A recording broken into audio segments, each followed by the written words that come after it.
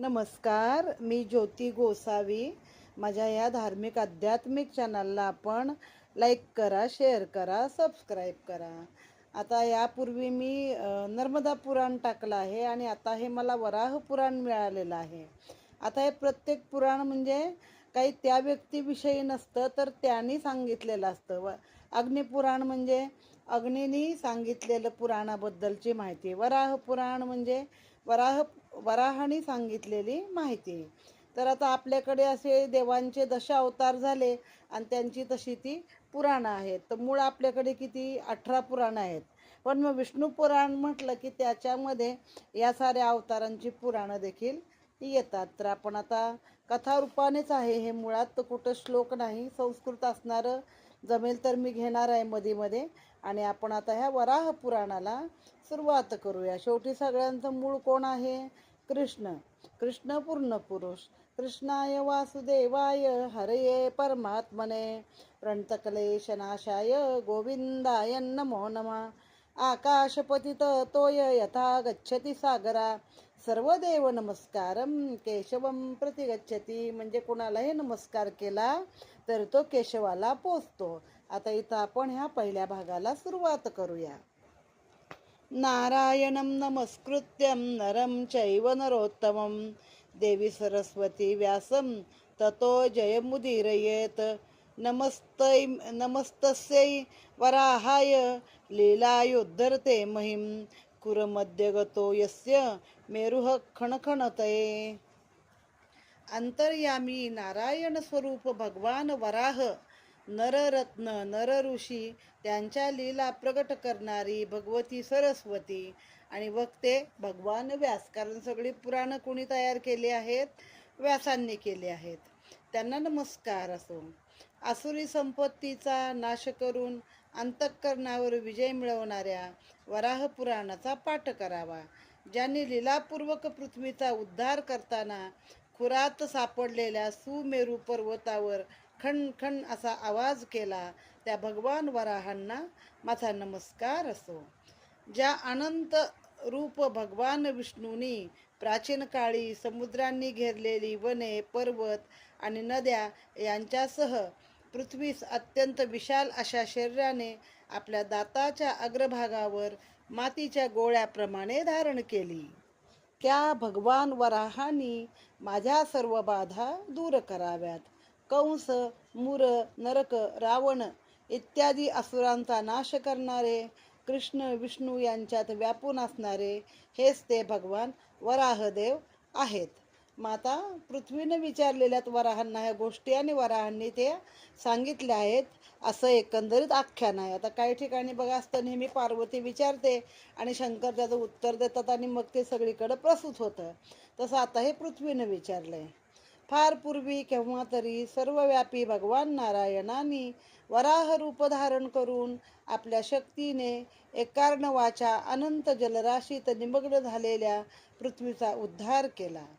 तेव्हा त्या पृथ्वीने विचारले, प्रभो, आपण प्रत्येक कल्पात सृष्टीच्या आदिकाळी या प्रकारे माझा उद्धार करता, परंतु केशवा, मी अजून आपल्या या स्वरूपास वा सृष्टीच्या प्रारंभीच्या विषयास मात्र जाणून घेऊ शकले नाही. वेद लुप्त झाले तेव्हा आपण मत्स्य रूप धारण करून समुद्रात शिरलात व तेथून वेदांचा उद्धार करून ते आपण ब्रह्मदेवांना दिलेत.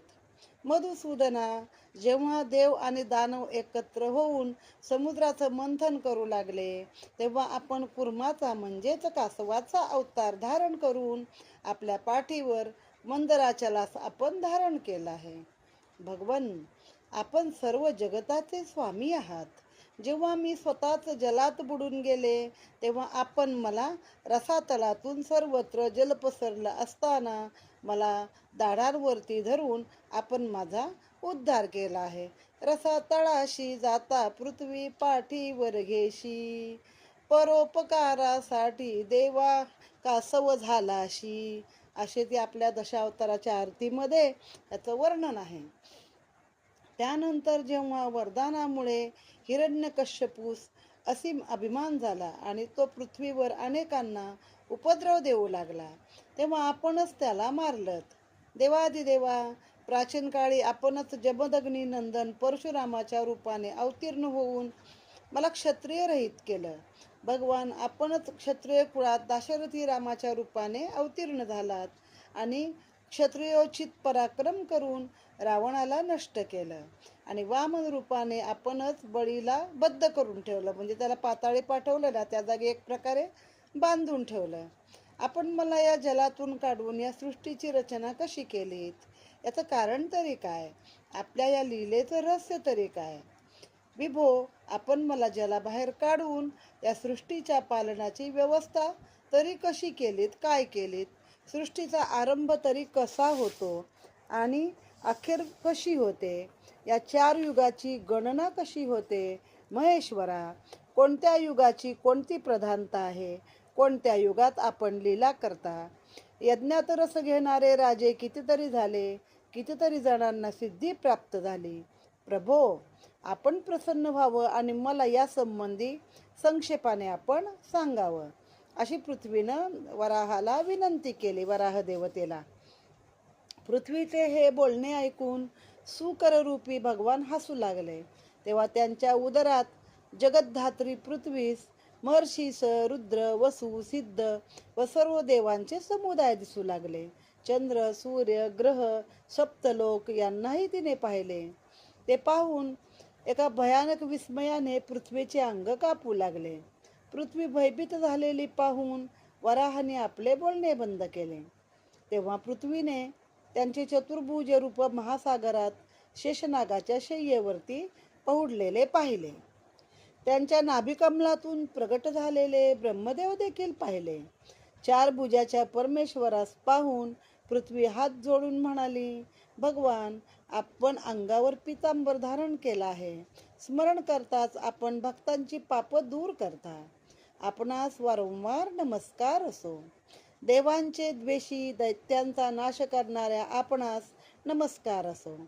जे शेषनागावर शयन करतात, ज्यांच्या वक्षस्थळावर श्री लक्ष्मी शोभा वाढवते, भक्तांना मुक्ती देण्याचा ज्यांचा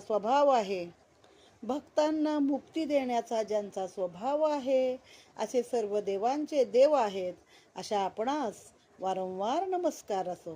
प्रभो, आपल्या हातात खड्ग, चक्र, शारंग, धनुष्य शोभा पावत आहेत.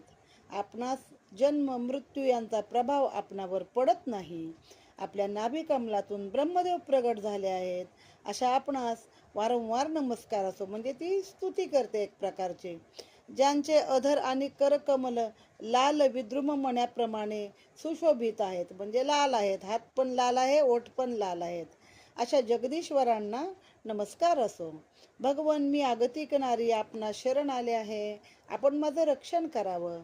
जनार्दना, सघन नील अंजना, म्हणजे काळे काजळ घातल्याप्रमाणे तो आता दिसतो ह्या अवतारामध्ये. कुठल्या? वराह अवतारामध्ये.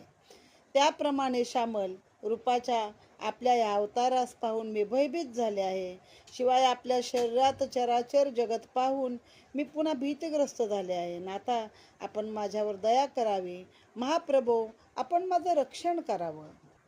भगवान केशव माझ्या पायांचं, नारायण माझ्या कटिभागाचं, माधव माझ्या दोन्ही मांड्यांचं, भगवान गोविंद गुह्यांगाचं रक्षण करोत. विष्णू माझ्या नाभीचं, मधुसूदन माझ्या उदराचं रक्षण करोत. भगवान वामन वक्षस्थलाचं आणि हृदयाचं रक्षण करोत. लक्ष्मीपती भगवान विष्णू माझ्या कंठाचं, ऋषिकेश माझ्या मुखाचं, पद्मनाभ माझ्या नेत्राचं आणि दामोदर माझ्या मस्तकाचं रक्षण करोत. अशा रीतीने भगवंताच्या नामांचा आपल्या अंगावर न्यास करून पृथ्वीने भगवान विष्णू आपणास नमस्कार असो अशी प्रार्थना करून मग मौन धारण केले. इथे हे पहिलं सुरुवात आहे, कथेची माहिती आहे. या पुराणात असे अध्याय असे नाही दिलेले त्यांनी, पण कथा आहेत, काही मोठ्या काही छोट्या. त्या कथेनुरूप आपण आता सुरुवात करूया. तर इथं ही कथा समाप्त झालेली आहे. गोपाल कृष्ण भगवान की जय.